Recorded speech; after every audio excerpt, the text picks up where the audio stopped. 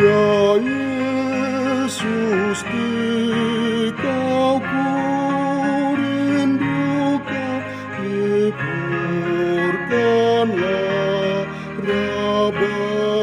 batinku. Seluruh hatiku terbuka menyambut kedatanganmu. Bahagia terang surgawi, Engkau harapan dunia. Terbitlah surya Maha Kasih, dan jiwaku terangilah.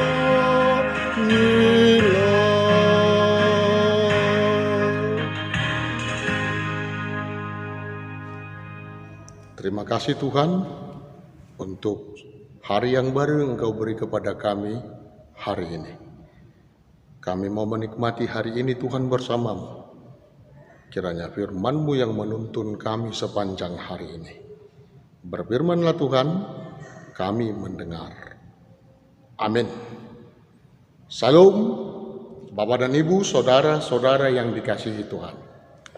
Firman Tuhan yang menyapa kita hari ini tertulis pada kitab Lukas 2 ayat 46 dan 47. Sesudah 3 hari mereka menemukan Dia dalam bait Allah.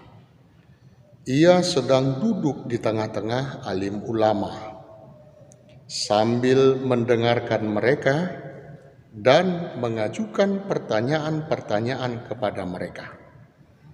Dan semua orang yang mendengarkan Dia sangat heran akan kecerdasannya dan segala jawab yang diberikannya. Demikian firman Tuhan. Bapak dan Ibu saudara yang dikasihi Tuhan, ini semakin menunjukkan kepada kita tentang keilahian Yesus Kristus. Dia adalah Allah yang sesungguhnya dan manusia yang sesungguhnya. Di dalam kemanusiaannya Dia bersosialisasi dengan orang-orang di sekitarnya. Dia dilahirkan, Dia mempunyai silsilah, Dia mempunyai komunitas orang, Dia juga melakukan kegiatannya sesuai dengan usianya.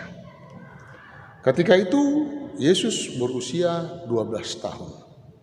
Adalah kebiasaan bagi orang Yahudi di usia itu merupakan usia akil balik dan seseorang dinyatakan sebagai anak Taurat. Yesus sering ke sana, setiap tahun malah, bersama-sama dengan ayah dan ibunya. Tetapi sekali ini ada sesuatu yang tidak biasa dilakukan, yang dicatatkan oleh Lukas sebagai penulis kitab, bahwa orang tuanya dan orang-orang yang bersama dengan Yesus yang berangkat dari Nazaret ketika itu, mereka tiba di Yerusalem, kemudian Yesus tidak terlihat selama 3 hari. Mereka kecarian, dan mereka menemukan Yesus sedang berada di tengah-tengah alim ulama di bait Allah. Seperti itu juga kita Bapak dan Ibu, kita sering kecarian tentang di mana Yesus itu. Kita kecarian, terlebih ketika kita menghadapi berbagai masalah. Di Dia Yesus ini. Telulu itu Dia, Tuhan. Padahal sesungguhnya Yesus itu dekat. Yesus itu tidak jauh. Dia berada di sekitar kita. Dia berada di tempatnya, Dia berada di rumahnya, Dia berada di dalam hati kita. Dan tentu kita mau disapa supaya kita lebih peka, lebih merasakan, lebih mengedepankan Yesus sebagai Allah, Yesus penolong kita, juru selamat kita itu. Dan bagian yang kedua yang kita lihat di dalam nas kita ini adalah bahwa Yesus sudah menunjukkan keilahiannya, sesuatu yang aneh dibanding dengan orang-orang seusianya, malah dibanding dengan orang-orang yang lebih tua pada waktu itu daripada Yesus. Yesus dinyatakan cerdas. Cerdas di dalam hal membuat pertanyaan, cerdas di dalam hal untuk memberi keterangan, cerdas di dalam hal memberikan jawaban. Bapak dan Ibu, mungkin kita tidak melihat kecerdasan anak-anak kita di rumah kita masing-masing. Senantiasa kita melihat mereka sebagai anak saja dalam kategori atau dalam arti sesuatu yang tidak begitu pintar. Padahal ada IQ yang begitu sangat tinggi. Ada emosi mereka yang tinggi, ada kecerdasan emosional mereka, ada juga kecerdasan spiritual mereka yang tinggi. Dan ini yang mau kita bangkitkan, ini yang mau kita pelihara di dalam anak-anak kita itu. Yesus bukan hanya cerdas karena dia menjawab sesuatu, karena dia mengajukan sesuatu pertanyaan, tetapi kecerdasan itu adalah kecerdasan di dalam keilahian. Kecerdasan yang disertai dengan spiritualitas. Kecerdasan bukan hanya iptek, tetapi iptekni, ilmu pengetahuan teknologi rohani. Demikian juga dengan kita.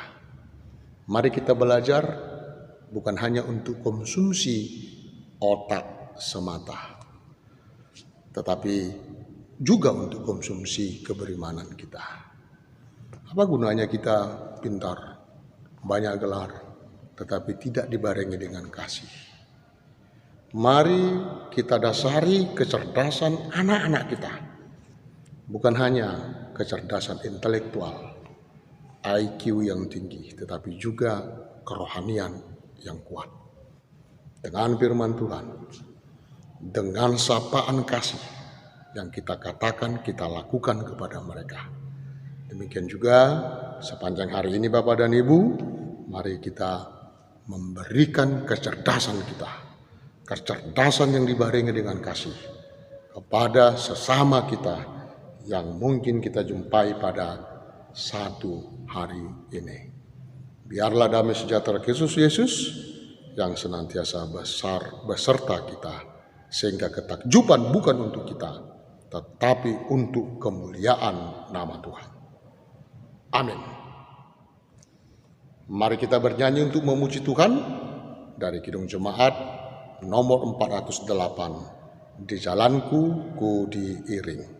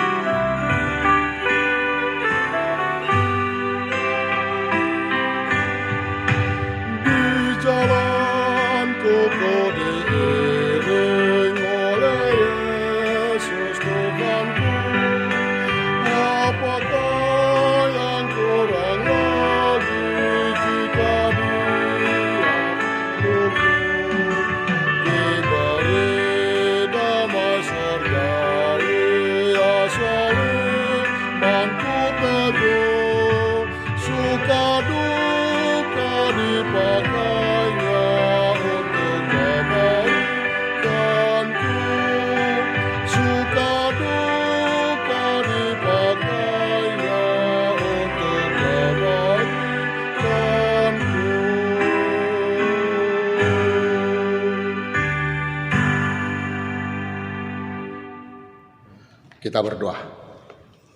Terima kasih Tuhan atas firman yang telah Engkau perdengarkan kepada kami, supaya kami juga mau untuk belajar di dalam kehidupan ini. Banyak sarana, banyak waktu yang Engkau beri kepada kami untuk belajar, untuk dengar-dengaran. Tetapi Engkau ingatkan kami bukan hanya untuk konsumsi otak semata, tetapi untuk juga kerohanian kami. Biarlah kami di dalam hal bertutur kata, mengajukan pertanyaan jawaban atau memberi keterangan dengan kasih. Biarlah kecerdasan yang ada pada kami Tuhan, kami tunjukkan melalui perbuatan kasih. Bukan membodoh-bodohi, bukan mengakal-akali orang dengan kepintaran yang ada pada kami. Biarlah kami saling memberi, saling membagi, saling menerima kekurangan dan kelebihan masing-masing sebagai sesuatu hal yang lumrah.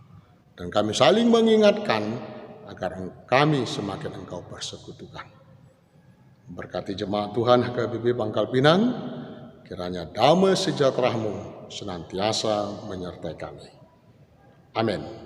Anugerah Tuhan kita Yesus Kristus, kasih setia Allah Bapa, persekutuan Roh Kudus, kiranya selalu besertamu. Amin.